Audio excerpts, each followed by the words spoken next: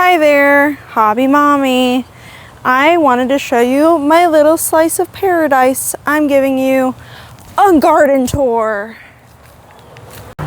So this is my garden table. We're actually to the end of season here, so a lot of it has died off. I used to have a tomato plant right here, and it gave me a couple tomatoes that were decent size, but nothing too great.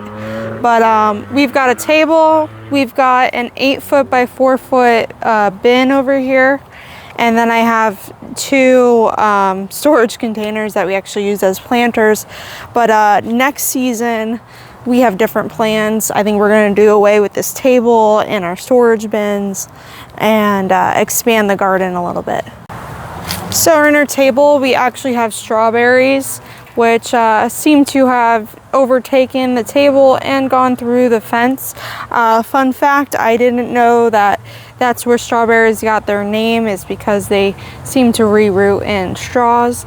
And then I have my monstrous banana pepper plant here who needs to be picked desperately. But usually I use these for pickling, and I like to slice them up and then you can put them on a sandwich. But that's all we have going on right now for the table. Just like I said, we're in the middle of season change here in Florida. Speaking of monsters, this is my cherry tomato plant, which I don't ever recall cherry tomatoes growing as viney as this, but I've trimmed this thing back like at least 6 times, and it just keeps coming back and coming back. But it seems like tomato production has finally slowed down, although we got some more coming in at the top here. I don't know if you can see that. So she's not done yet. And then over here in this bucket we just have a bell pepper plant. We've got a pepper right there, as you can see. Yeah, we didn't think this plant was going to make a comeback after my boyfriend snapped the stem, but he knows all the tips and tricks, so a little bit of saran wrap at the bottom and she's good to go. And this here is the Big Bertha of my garden.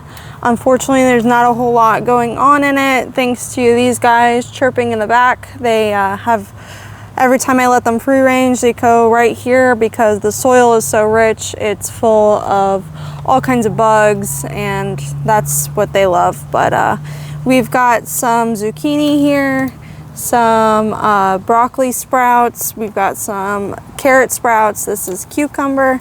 I've got a little bit of green bean here. As you can see, there's, I don't know if you can see that, but there's a tiny little green bean on that. And then these are basil plants. As you can see, they're already outgrown their plant, that I actually got the seeds from my other plant in the front yard. And we have a bunch of just little seedlings spread out. Hopefully when we start getting a cold front here, we can start seeing some production on these guys because they like the colder weather. So, and then this is just a bell pepper plant. But stay tuned. Hopefully I can show you some more during the winter time.